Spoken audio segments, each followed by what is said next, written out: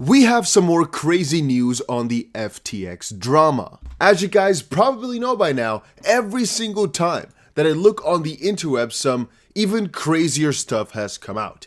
And what the entire crypto community is talking about right now is the hacker, the supposed hacker at least, of FTX dumping his Ethereum. Yes guys, throughout the last couple of hours I've been diving deep, and actually I think I have a ton of juicy information about what's going on in the crypto space right now, as we've just found out about the FTX CEO's salary, which is insanely high. A little bit more about the hacker and exactly what he's doing. And of course guys, we have found out a whole lot more about President Biden and his stance upon all of this. So let's quickly cover those before we move on into even juicier crypto news. But for right now guys, make sure that you press the like button on this video. It is greatly appreciated because I think we could easily get to 500 likes if you guys all help out. Without further ado, there's actually been a very lingering threat of the FTX hacker, which a lot of people think is just a backdoor for Sam Bankman-Fried,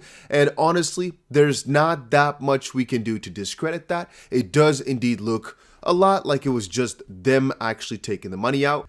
Let's be serious here for a second. There's hundreds of millions of dollars taken out, and let's be realistic. What's the panic level at? I'm gonna say like a mild 3 out of 10. If you're in a multi-billion-dollar short, basically you're in a multi-million-dollar loss, so to speak, and you can't pay back your investors, the worst thing that could ever happen to you is if you were to lose a couple $100 million more. Now, I would have then expected for them to be fully focused on finding everything out about this hack and publicizing everything to make sure that people were gonna be hopefully a little bit more compassionate towards them for losing even more money. But it seems that FTX does the exact opposite. Instead of going, damn it, we got hacked, guys, this is so bad, help us find, help us block, help us, they're going like, well, yeah, we got hacked at some point. We got hacked, and they're like being really shy and quiet about it, which is really weird, especially if that's supposed to be their little trump card. Now, obviously, this narrative is fueled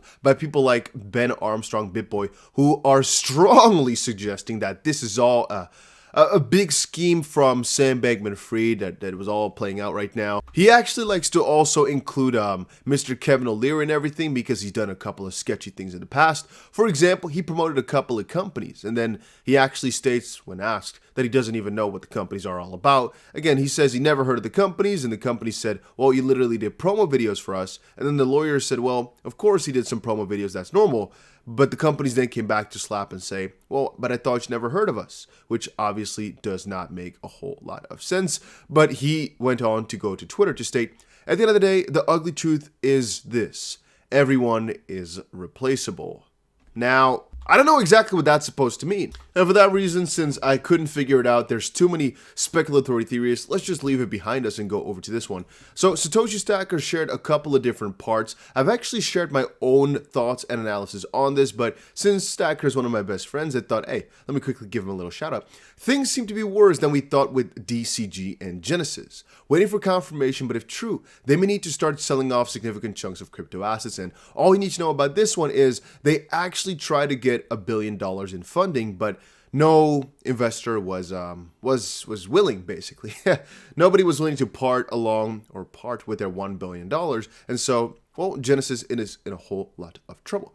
There's actually another couple of cool updates though regarding the FTX hacker as well. The guys just dumping more and more ETH along. You can see right here, 5,000 ETH just swapped and sent away. Again, the theories regarding what exactly happened there are vastly varying, where some people are saying that this is some sort of government that had some sort of agreement with Sam Bankman-Fried to get this money out to fund him for some sort of immunity. Some others are saying that this is just Sam Bankman's guarantee way to make sure that he has some $100 million, a couple $100 million in crypto safe for in case things get bad. Some others are stating that this is a sour employee that in the wake of all the stuff collapsing have found a vulnerability. And the same thing was said about some Korean hackers, that they waited for the vulnerability and decided to strike with full force the moment that things broke down. Again, all these theories are, well, legitimate to a certain degree as they all make some logical sense, but it's very hard to give too much credit to either one of them because, well, a cracker is very broad unless the company themselves specifies it a little bit more. But they are kind of not doing that too much. Now, here we have a piece that I think is extremely juicy, and that is the new FTX CEO. Apparently, the salary of this individual is $1,300 an hour.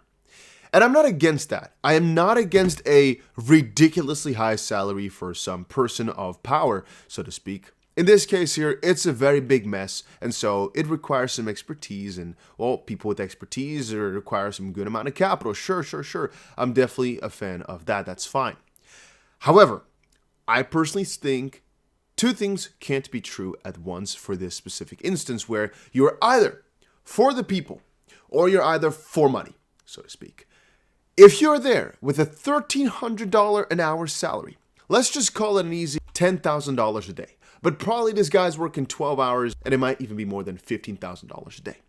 You're right, it's not going to make a dent in the whole $8 billion, $9 billion gap or whatever, maybe $3 billion gap, it doesn't matter. However, that's a whole lot of money that they could have also paid back to investors and just give this guy pick a number, $150 an hour salary, $250 an hour salary. You know what? Make it crazy. $500 an hour salary. $4,000 a day? I don't think $4,000 a day is that bad. But hey, that's just my own thoughts about it, right? Again, it's not that the number is that high. It's not a really uncommon thing. I think there's so many people actually that get paid way more than $1,300 an hour. That's not it. I'm purely stating the fact that they're claiming, no, let's really go for the customers first. We're going to try our best to find money left and right to pay these customers back.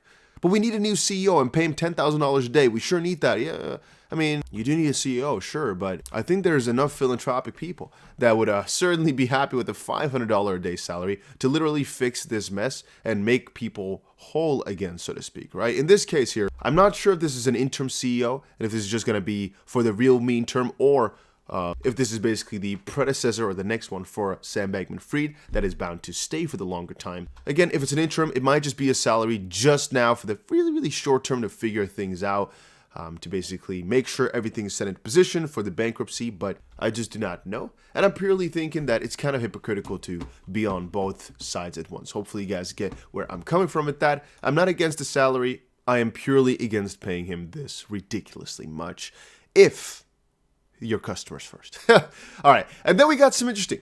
The US President Joe Biden leads critical call for global Bitcoin and crypto regulation after FTX collapse by Forbes.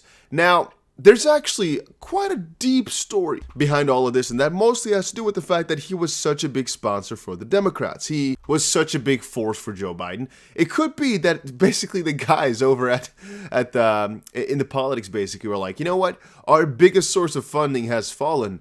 Let's now do something about it. You know, he's been paying us a lot. Let's keep our mouths quiet. Let's work with him here. Let's not go after him. Now that he's fallen, all hands are loose. All ties are gone. Let's go after him, boys. Now, in the meantime, there's actually something else that's pretty interesting that's happened.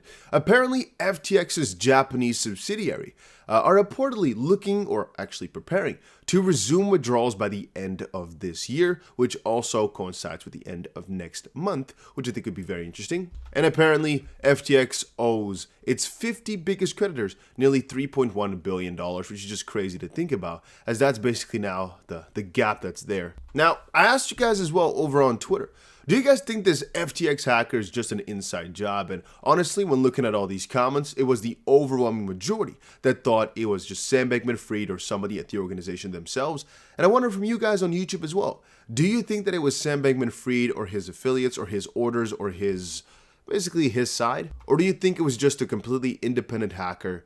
I don't know. I don't think we're going to find it out anytime soon, but I think it is very important that we get a good understanding of all the different facts that we do know. And all we know about it is that there's funds flowing out like crazy. The hacker is selling a ton of Ethereum. We don't know exactly where they're going to cash out eventually, if at all. Maybe this will just wants to sit on the crypto for the next couple of decades. Again, there are quite a couple of different ways they could go about it if they wanted to, but we're not going to get into that today. Let's just hope that the moment that they try to get out, they're caught. And as of this point, all we can hope for as well is that a lot of the SBF acquaintances also get caught or at least investigated, and that, in my own opinion, includes Gary Gensler, the guys that really stood up for Sam Bankman-Fried, like, for example, Kevin O'Leary, who now stated that he would literally invest in Sam Bankman-Fried again if he had the choice, which I think is absolutely abysmal. I think that's wild, and I think he deserves some investigation for that. If I really could choose, I'd also like to see a couple of different reports about Sam Bankman-Fried or FTX having some meetings with regulators to see